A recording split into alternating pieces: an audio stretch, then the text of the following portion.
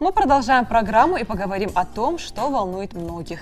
Атмосфера является одной из систем, в которой протекает жизнедеятельность человека. Мы дышим воздухом, и его чистота является необходимым условием здоровья людей. На Земле практически не осталось экологически чистых уголков.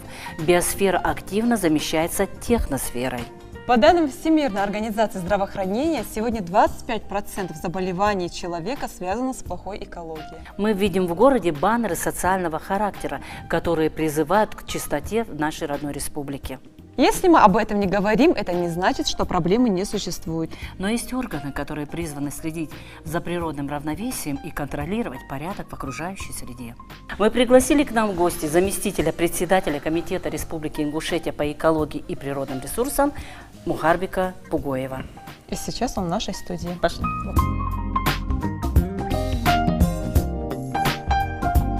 Добрый вечер, Мухарбик. Добрый Мы очень вечер. рады видеть вас в нашей студии. Вот 2017 год был объявлен годом экологии. В связи с этим какие планы и проекты были реализованы? Ведь год подходит к концу. Был разработан план мероприятий, приуроченный к году экологии, который состоит из более 80 мероприятий. На сегодняшний день нами выполнены и нами, и в Республике Ингушетия осуществлены более 80 уже мероприятий, более 400 мероприятий даже выполнены неплановых, приуроченных к году экологии, это муниципалитетами, общественными организациями, учебными заведениями. Мухарбик, скажите нам, пожалуйста, как вы оцениваете экологическую ситуацию в нашей республике?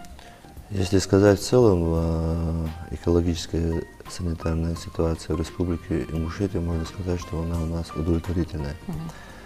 На сегодняшний день в Республике Ингушетия, можно сказать, что стояла такая проблема, у нас была проблема с этой системой по обращению с отходами. На сегодняшний день у нас уже построен полигон, поставлен мусоросортировочный комплекс, уже там происходит сортировка, разработана проектно-сметная документация по этому объекту, это будет целый комплекс. Во многих местах у нас образовываются свалки мусора.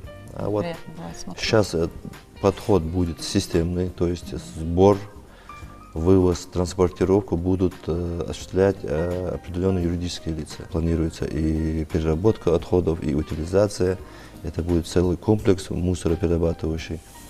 Соответственно, там будут приниматься, за определенную плату принимается мусор на этом полигоне. То, что остается, те отходы, они будут захороняться там же на полигоне. А вот с вашей точки зрения, какие главные природные ресурсы, богатства нуждаются в защите? Нашего края. У нас в республике всего 21 водных объектов и регионального, и федерального значения. Есть памятники в горах у нас. Есть, растет въездной туризм, пожалуйста. Экотуризм и туризм, очень много гостей у нас. Конечно, нам надо сохранять природу, беречь надо природу. И с нарастающим итогом надо идти к тому, чтобы у нас все было организовано. На сегодняшний день у нас в республике как таковых промышленных таких заводов, предприятий нет.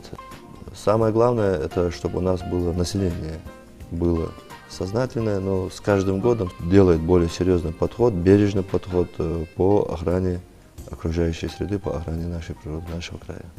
Разработан ли комитетом экологические проекты? В этом году в рамках этой программы выполняются два мероприятия. Это экологическая реабилитация и восстановление пруда в сельском поселении Орджоникидзевское, то есть это КП Сунджа. И ведутся берегоукрепительные работы на реке Назранка. Эта программа у нас довольно-таки успешно реализовывается, а в этом году мы разработали тоже подпрограмму по обращению с твердыми коммунальными отходами и ликвидации накопленного экологического ущерба.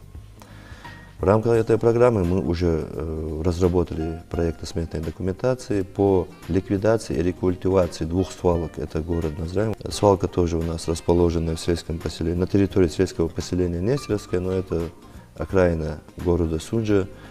В 2018 году мы планируем получить финансирование, защитить эти объекты. по ликвидации этих двух свалок. В Карабулаке ребята проявили инициативу и очистили береговые части реки. Вы вообще в курсе, что они это делают? Ну, конечно, мы в курсе. Вот в рамках вот этого плана мероприятий, приуроченного году экологии, как раз-таки там и сидит вот такая акция у нас есть «Вода России». То есть это «Вода России», вот эта акция проводится по всей России, участвуют все субъекты. Кстати, в этом году мы заняли первое место. Да, мы поздравляем и республику, и вас. Да, ну да, республика заняла первое место, конечно, там очень активное участие приняло и население, и общественные организации. Есть у нас такая организация при Госуниверситете ИНГУ, «Экодозор» называется. Есть у нас «Чистая Сунжа», вот там молодые ребята, чистые, вот они нигде не работают, на самом деле они почти каждый месяц собираются и чистят берега вот реки Сунжа. А можно спросить, вы их поощряете? Конечно, мы их поощряем. И грамоты, и призы, и кубки. Молодежь у нас на сегодняшний день очень эффективна и очень в этом плане активно участвует в этих мероприятиях. Да. В крупных городах России Greenpeace проводит акции по раздельному сбору мусора. Вот скажите, почему подобного нет у нас? Город Магаз, там уже, вы, наверное, заметили, стоят да, вот эти урны, там бумага, стекло. Конечно, мы к этому будем идти, соответственно, на сегодняшний день у нас мусор уже вывозится в город Карбулак, Сунжский район. Там, соответственно, они его принимают за определенную плату, и уже там рабочие сами сортируют его на месте. Мухарбек, вот мне интересно, с жалобами обращаются к вам люди, приходят в комитет? У нас есть сайт комитета, вот люди обращаются на этот сайт, они с помощью средств массовой информации, то есть интернета, могут обратиться по тому или иному какому-то нарушению, там, если там где-то вывален мусор, там, или еще какие-то нечистоты сбрасываются, водный объект или канализация. Конечно, обратная связь у нас всегда была и есть, могут и, как обычно, обратиться или на бумаге написать обращение. Конечно, мы реагируем, таких обращений очень много бывает. Экология – это то, чем вы мечтали заниматься? Я бы не сказал, что я мечтал этим заниматься, у меня на самом деле так получилось, что с 2000 года я по этому направлению работаю. На тот момент было 6 направлений. Там и лес, и вода, и геология, и экология, экологическая экспертиза и разрешительная деятельность. Вот. На сегодняшний день я с мая 2009 года работаю в Комитете Республики Ингушетия по экологии и природным ресурсам. Тоже направление, то есть охват чуть поменьше, но направление тоже. А ответственности больше? Я бы не стал как-то ставить ответственность здесь больше, там меньше. Ответственность, она всегда есть. Как вы думаете, можно ли в людях воспитать экологическую культуру? Конечно, можно. В первую очередь, вот даже мы сегодня замечаем, вот я живу в Магасе уже 8 лет. Бывает, что когда стоят мусорные баки, у нас в Магасе в основном они подземные. Дети там, даже взрослые, не доходят до этого мусорного бака, прямо кидают мусор рядом с домом, бросают. Все это надо воспитывать в семье, в первую очередь, потом в школах, в учебных заведениях. Конечно, надо прививать экологическую культуру. Без этого нельзя. Результаты у нас есть, но на этом мы не будем останавливаться. Конечно, мы будем идти и дальше.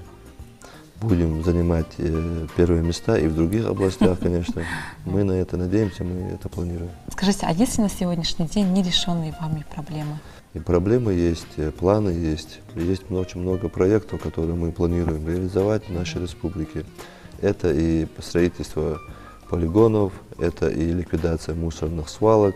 Мы уже разработали 2 проектно-сметные документации по экореабилитации прудов города Карбулак и города Назрань. Вот пруд, который расположен рядом с гостиницей «Аса», тоже будет реабилитирован. Это на самом деле очень такое большое подспорье для республики в части экологии.